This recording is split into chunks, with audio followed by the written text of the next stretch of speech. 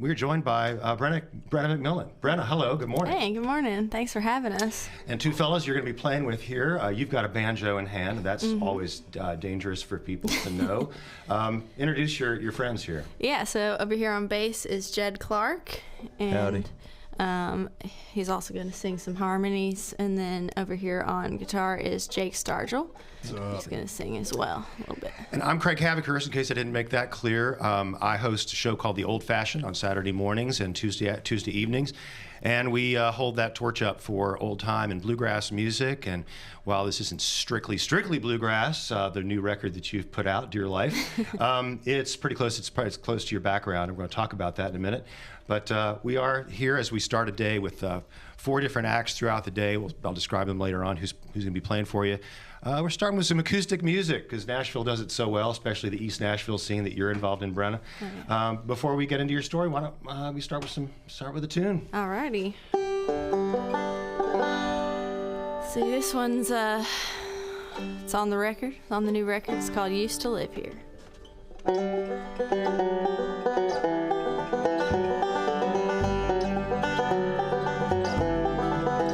This ain't the house that I grew up in, and I sit here with the blues. Feels strange and empty now, leaving with no memories to lose. No memories to lose. Sun settles in the distance, old places here have closed. New buildings all around them, distilleries and townhomes in rows. Townhomes in rows. I used to live here, I don't anymore. A lot of things have changed from what they were before. Keep holding on to memories so dear, but I've moved far away, and you're not here.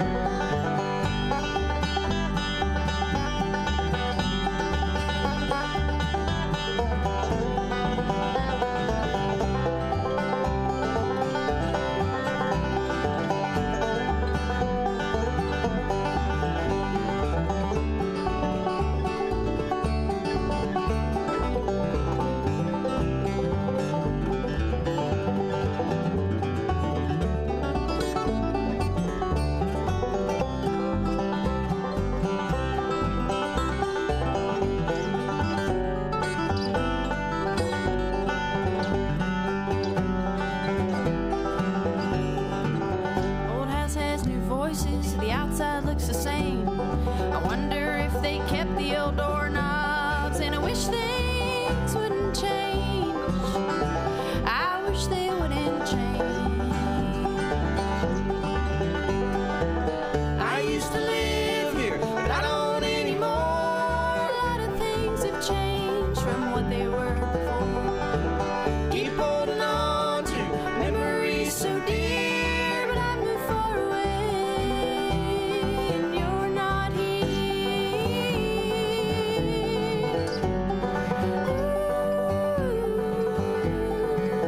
This ain't the house that I grew up in, and I sit here with the blues.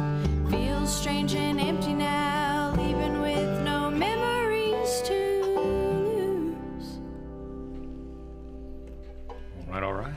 That's why all of us moved to Nashville, to be near picking like that. Beautiful song. Oh, thank you. Thanks, Brenna.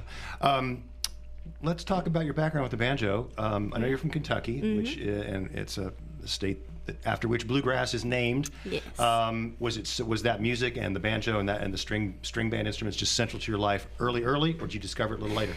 Let's see. Well, my parents are not from Kentucky, so that kind of made things a little different. I was like the only one from Kentucky in my family, and so my pappy sent a banjo when I was 9. He was like, well, if you guys are gonna live up there from Texas, he was like, you guys, somebody needs to learn to play the banjo. And just to fit in. Yeah, just to fit in. That's all this is I'm doing here. But yeah, it was actually the only people jamming was like old folks in the Peddler's Mall. And So while my friends were doing cool stuff like wearing the Heely sneakers and, you know, wearing You were doing cooler stuff. Yeah, You've dated I yourself was perfectly. just playing banjo in the back of Peddler's Mall here and there, but I got to do a lot of fun stuff too. You Sure. know? Most banjo players I've met over the years have said there was like a moment where the sound of the instrument made them go, whatever that is, I need to be a part of that. It's and more than any other instrument, like it's that sound, that ping, that roll. Yeah. Did you have that experience? Yeah, I think my first 2 lessons I was quite disgruntled because I was just learning the rolls, and I was like, this is not cool, not fun. And then I think when I learned Cripple Creek, which was maybe the 2nd lesson or 3rd lesson, then I was like, oh, if it can make a song, I want to do it. So, oh, nice. Okay. yeah. Right, Yeah, right. that's It kinda gave you what a kind of a thing to do with this yes, thing. Yeah. it seemed a little aimless before with just the rolls, but And not to get too nerdy for but for the banjo fans out there, on the record I hear you play both rolling 3-finger style, classic bluegrass style, and clawhammer, the more rustic kind of drop thumb style. I'm not what I would call a traditional clawhammer player. I kind of thwomp it awkwardly, but I actually that had word? Yeah. thwomp. I had Frank Evans playing clawhammer on the record because when I play, I don't know, I've been writing some songs in clawhammer mostly because I'm too lazy to get my picks out. If my banjo's sitting there, then I'm like, great. And then I write a tune and I'm like, why did I do that? Now I have to play it clawhammer. So I kind of introduced a little bit of that on the record. Now I'm playing it live too, I reckon. Well, I was going to ask you, coming from Kentucky, I wasn't sure what part you lived in, but I know you sort of grew up near Lexington and then went to college at Berea, Yes. which is a place that's got a lot of connection with Appalachian culture. Oh, yes. But you wouldn't think of yourself as a daughter of Appalachia. You're not from the. How do you relate to that? How do you relate to it now as a musician working in the bluegrass field? Well, I don't know. You know, I'm the only one from Kentucky in my family, so I feel like very proud of that. Oh, and great. in that sense, I do feel like I'm like Appalachian, and I guess going to Berea too, it kind of like reinforced all of that because they're all about it right down there, you know. But I guess my mom's like, you're Texan, and my dad's like from the north, and he's Jewish, so that's like a whole different culture, and you know, I'm just kind of an American result of things. You even wrote that into the first song on the album. I did. Yeah, I did. Your family background and where you fit. Yeah. Are you going to play that one? Yeah. All right. Well, let me just say before you do that thanks for being with us here on WMOT this morning during our Fall Fun Drive, during Public Radio Music Day. That's today, the 5th annual. And it is time for you to think, hey, that was a beautiful performance. Let's make sure that there's more of that to come. Head on over to WMOT.org. And I have that phone number right here. 615-898-2800 is the number to call to leave a in-person donation. We really appreciate it, and we know you'll be there for us. With that, turn it back over to Brenna MacMillan and friends. Yeah, I guess I don't even have to talk about my background. I can just play this song every time, and then people know. Let's see here. I grew up Kentucky born, Texas mom, dad from the north. From the upstairs window I'd look outside, watch fireflies in the middle of the night. Up on the hill with the old cow bones, train nearby, let a whistle moan. I'd hum to myself and talk to God, jump back in the bed afraid of the dark. Oh, what in the world is life about? Is it all about what happens now? Memories we're learning from what has been or what's to come.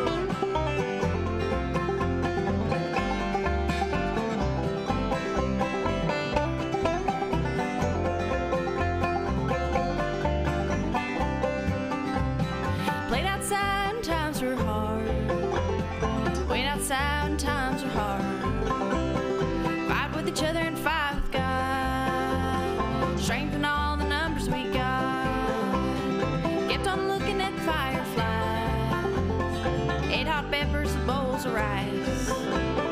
Played old songs and I learned to dance. Rhythm gave us a second chance.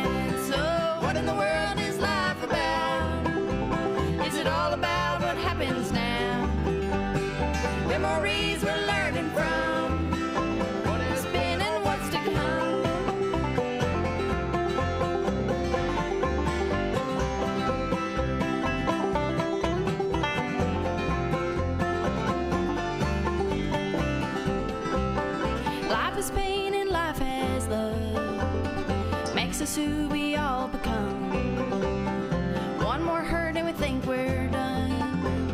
Do we get strength from up above? Do we find ourselves before we die? Fight our way to the finish line.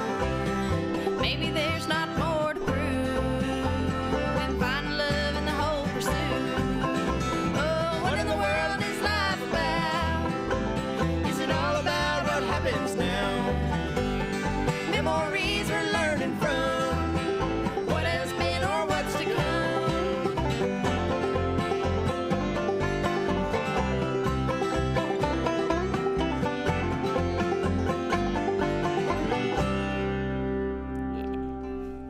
Brenna MacMillan and friends here on the radio on WMOT. Terrific. Ronnie McCurry sang with you on that song on the record? Yes, and played a little mandolin on there. Superb. Now that's he's one of a number of guests and collaborators you brought in, and of course Ronnie's had one of the great careers in bluegrass music over the last 25 years as part of the Del McCurry Band and the Traveling McCurrys.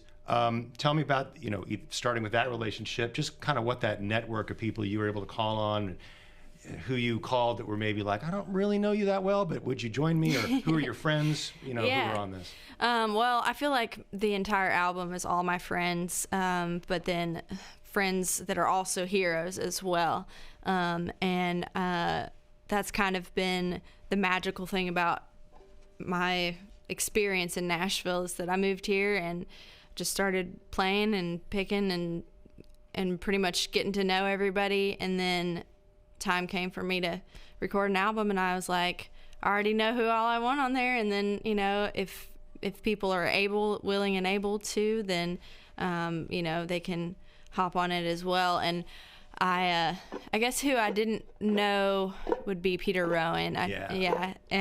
But I finished recording If You Dare, that he's on, and I was kind of joking around in the studio, and I was like, what would make this awesome is if Peter Rowan yodeled on it. And Sean Sullivan, my engineer, was like, you should ask him. And I was like, well, that would just be amazing. Yeah. And so I did. And, it's really cool to have him on there, because I grew up, as the song referred to, the hot peppers and bowls of rice. I grew up in a very different household than most people in Kentucky. I have a bunch of siblings from West Africa, and so Peter Rowan's music, specifically in the more recent years, where he's gotten into all of the native tones and sounds and singing styles and bringing them into the bluegrass culture, kind of marrying them, has been something that I've related to a lot, because that's kind of how I grew up. That's so interesting. So it was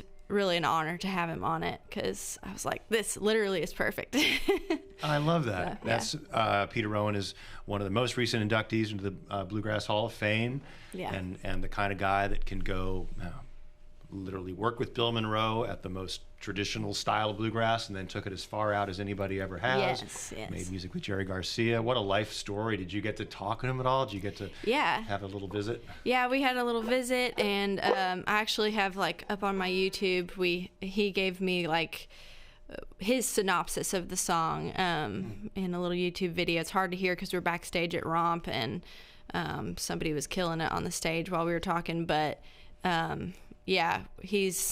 he's really a deep thinker, as you can imagine, and he just is incredible to even be around at all. We're lucky to have him.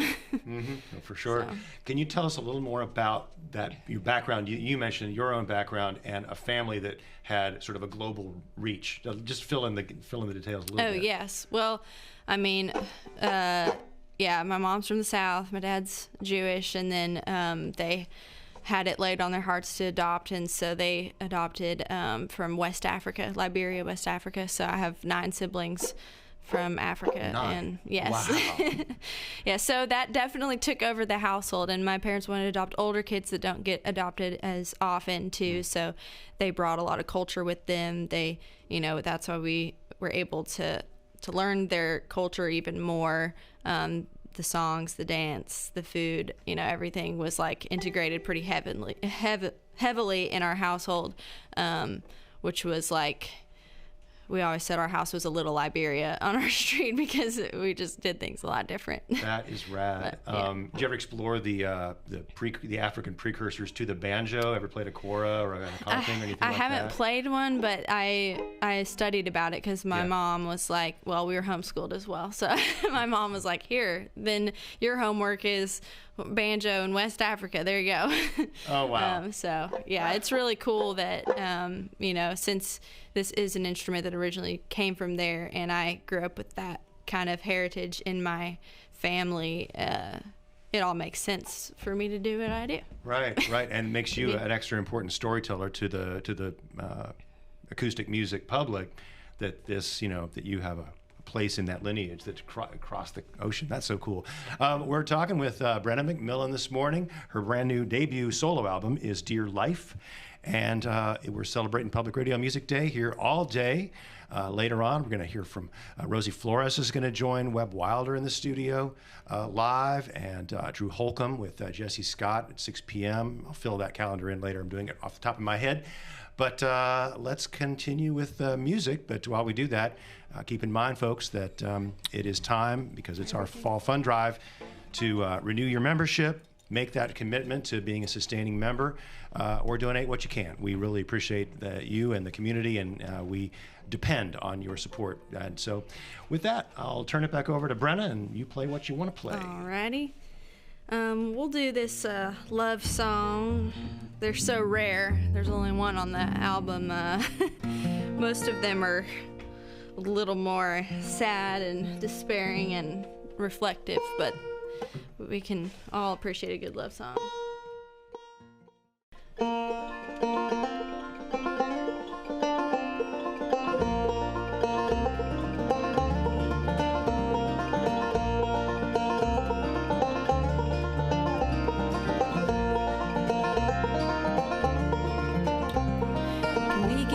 Together, let the time unfold, just for a little while till we grow old. Oh, someday I want to look back and see that you were by my side for everything, for everything.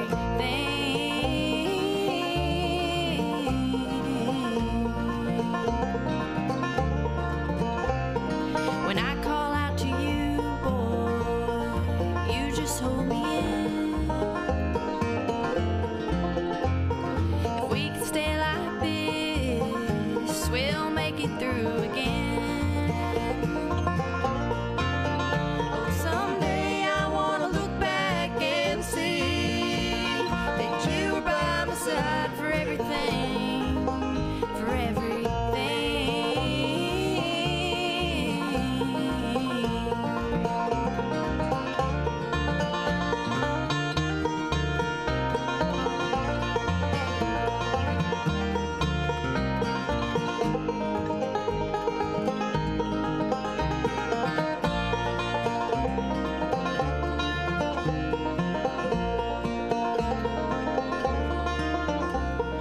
I'm watching the sunset spilling on the road.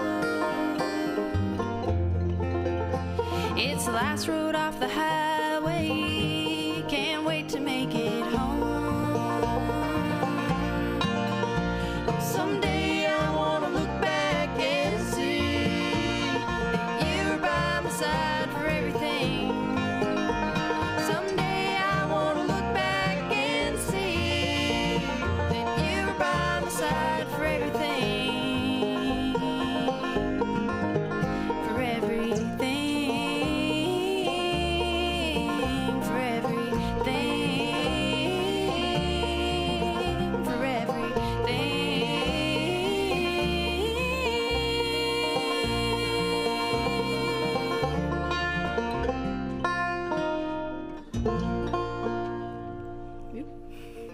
For Everything from Brenna MacMillan from the new album Dear Life, performed live here in the studio, WMOT's new space over in Riverside Revival and East Nashville. It just feels so right to have this making this music in this part of town? Because we know both this part of town is special. This is where I moved when I moved here in '96. It's East Side, just to see what was going on. Oh, yeah. Brenna, tell us more about that moment when you did arrive, and if if you knew many people, how you plugged in. I know Dee's Lounge is a place that you hang out a lot. I hang out a lot. Yes. But what was it like, and how long ago were we talking about, by the way? Let's see here. I moved in 2018, a week after I had graduated college, and I got my wisdom teeth out. So I came down with puff cheeks and played a gig where I couldn't enunciate everything properly because my face was all puffed out. So that was kind of exciting. But basically, moved here,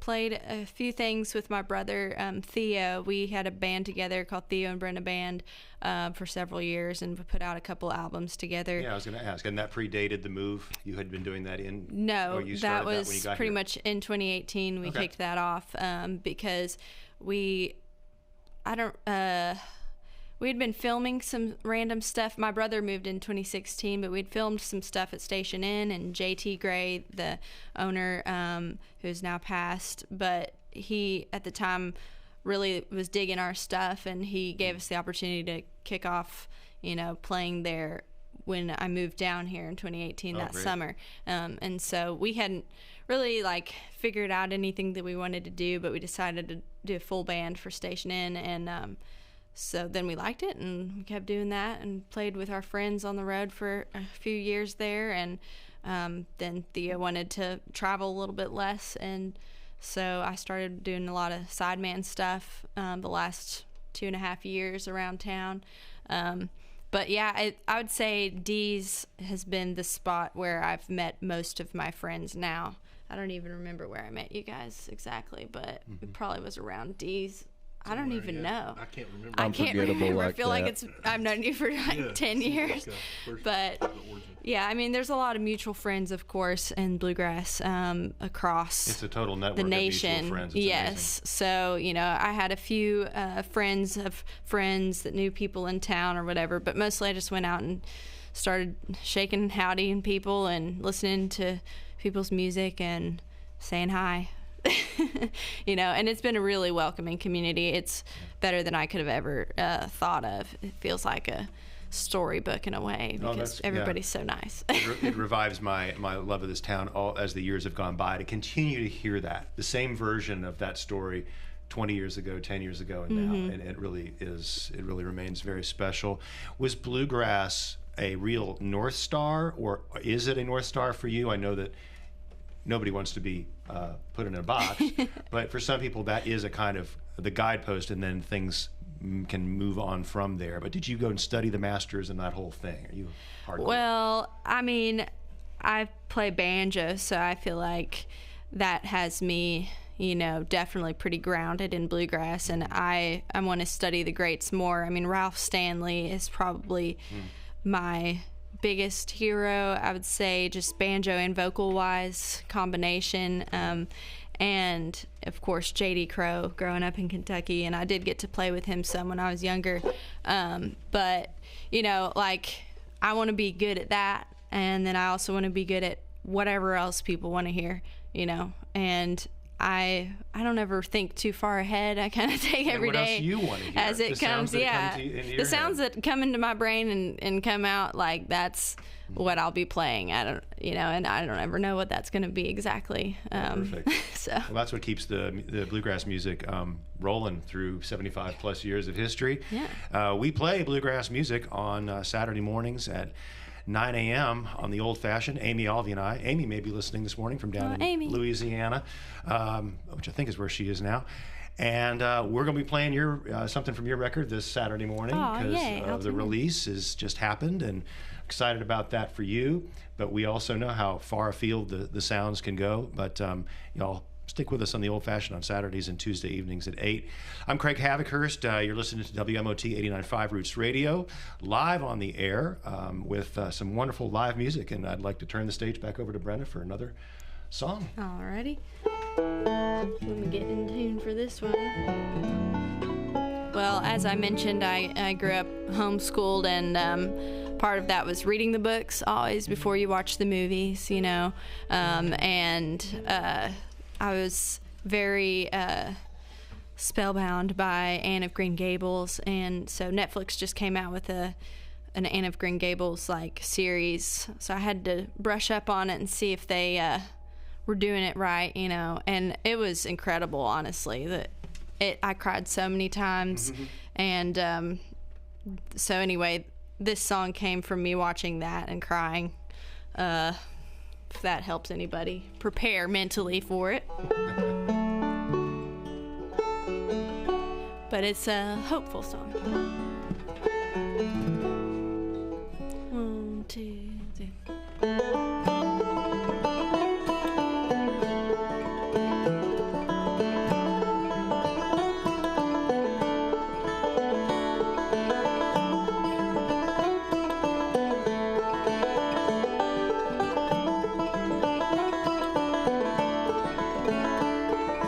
Do not take to mind as time may come. Give your heart to him for love to dwell. Misty eyes when he does change his mind.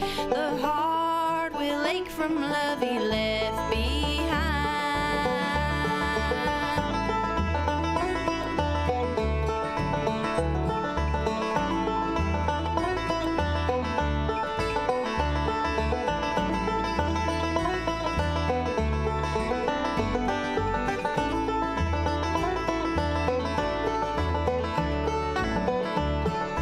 Grief is the price that you must pay for love. There isn't much to feel outside its reach. To live a life in which there's no regret. You grieve and love until the time of death.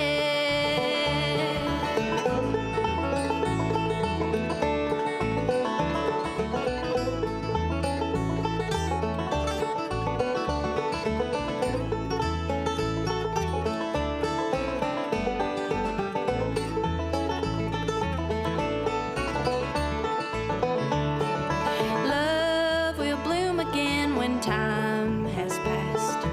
One that is much stronger than the last. Will this feeling be the one to keep? Never more a broken heart to weep.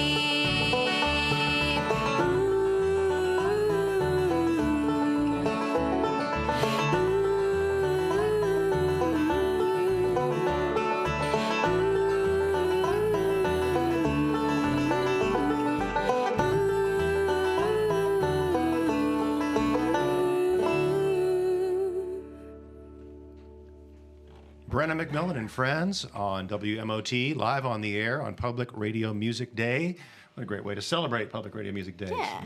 A sweet sound like that. It sounds so good in here, these three instruments in this space, which Yeah, is this treated is for sound and so professionally set up by our fantastic crew. There's a lot of behind-the-scenes folks who do wonderful work for us on the air and make it sound good and reach y'all with what we do. Roots music, Americana music, around the clock. And it's rare to have a public radio station, listener-supported station, that does commit itself to a specific school of music like this and really cultivate it. We play literally thousands and thousands of different artists each year, and you will just hear the variety. If I was a mere listener, I would be impressed. You know, we love getting compliments about WMOT's diversity and quality and what we do, and just a joy to have you guys here this morning. Oh, well, thank you so much for having us. you know. You've been singing songs that you wrote. When did songwriting, Brenna, become central for you? And how central is it? Is it a core part of, if you come to Nashville, it kind of rub off on people and they want to write? Yes. Well, I I was a little bit crazy in college, so I had to do some summer classes, and I added on a songwriting course that happened to be available during other chemistry classes and labs and stuff. And so that was maybe my sophomore year or freshman year of college. And And, you know, my brother Theo had been writing a lot already, and I'd written, you know, some dinky stuff, but nothing that I wanted to share with the world. And I think through that songwriting course, I kind of was, because at Berea, you know, they do a lot of like preservation of old like song collecting and that kind of thing. And there were several like song collecting enthusiasts in that class, and it kind of rubbed off on me. And I was like, man, these old ballads that have been passed down, these are awesome. It's an awesome way to tell stories. And so I got way into ballads and like storytelling type of songs for a while. And then I guess whatever my imagination has come up with / just kind of getting things off my chest in a way. That's kind of what has poured into my writing, I think.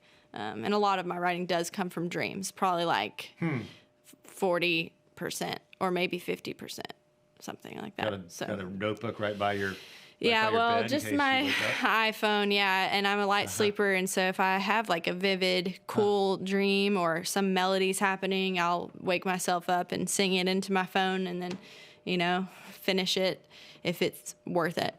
Right. So. And besides in Nashville picking friends, you also find songwriting friends, and they overlap, but there is a kind of different kind of strata on which they work. You know, do you ever co-write? Does that help? Yeah, I've only started co-writing in a serious manner in the last couple years, and that's like a whole new thing because you got to like let go of a lot. You know, you got to compromise and not be too like honed in on your own ideas, which is a different way to write, but it produces really cool stuff. You know, when you put your mind together with someone else's equally, it's like, hey, now we can like get a whole new sound going.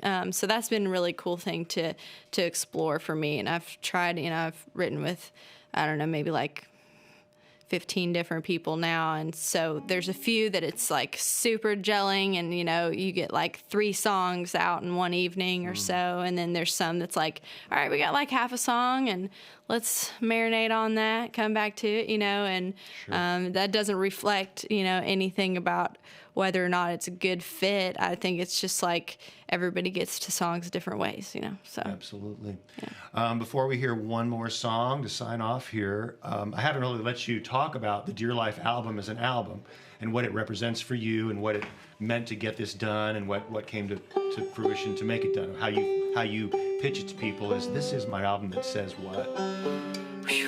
Well, I called it Dear Life because it's kind of like a letter from me to life. But it also came from the song Adelaide, which is the 5th song on the record that's holding on for dear life. And so I kind of feel like somewhere in the middle of that, especially with this particular collection of songs, it was kind of like my whole 20s learning. The 20s have been a real, like, interesting decade for me, and I've learned a lot about myself and people around me, and I think this is kind of just a reflection of all of that observation. And I feel like any of these songs could be about other people, or they could also be about myself. You know, they're to everybody. You know, so that's kind of, and it's really been incredible, like getting to do this project. You know, we went into the studio last December, and then I'm getting it out now, and I'm excited to see what happens with it. You know, it's kind of sparked a new motivation for me, for sure, to do a lot more with music. So, congratulations on it, then, and I hope you have some good tours on it. And you were talking about planning a CD release party, album release party in the winter sometime. Yes. Stay tuned for that. How can people follow you? What's the best way for people to watch I think BrennaMacMillan.com is going to be the best place to go. And then in my header, I have all my socials linked right there. So make sure you get the right one, because there are some fake profiles out there, and I can't mitigate them. I just try, and then it's like, you know what? I can't. So, right, fair enough. They're just out there. All right. Well, before we turn it over to Brenna for one more song, let me tell you that at noon, Andrew Leahy is going to be live on the air right here from the studio with Anna Lee. 3 p.m., Webb Wilder, our own Webb Wilder, is going to be sitting with the great Rosie Flores. Anybody that's followed Americana music over the years knows who that is. And then at 6, Jesse Scott will be sitting down with Drew Holcomb, the neighborly Drew Holcomb, here on Public Radio Music Day, all-day celebration from us at WMOT Roots Radio, and joining forces with all the public radio stations around the country that are playing and celebrating and propagating music and building community around music and building arts economies with music as a piece. And it's just an amazing we love playing our role in that, and we again need your support to continue that and to keep growing like we have into this studio, and who knows what's ahead. But Brenna, one more time, Brenna MacMillan and Friends.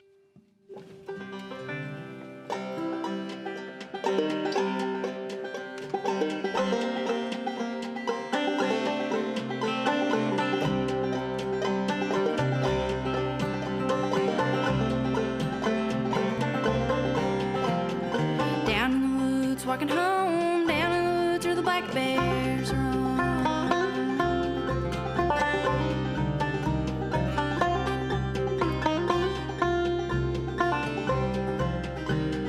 Walking by the old tall pines, humming a tune in the soft moonlight. I looked up when I heard a sound that warned tonight the beast comes out.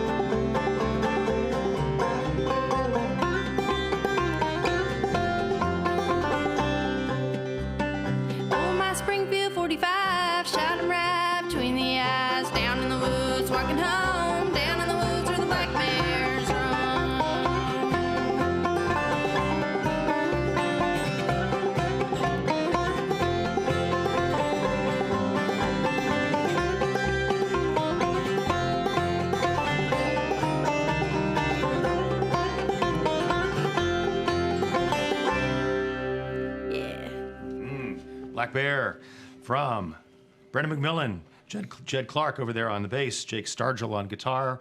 We're so lucky to have you. Thanks for joining us this morning. Thank you for having us. We really appreciate it. The album is Dear Life, and watch for Brenna playing at D's pretty soon, I'm sure. Yes. It's always coming around.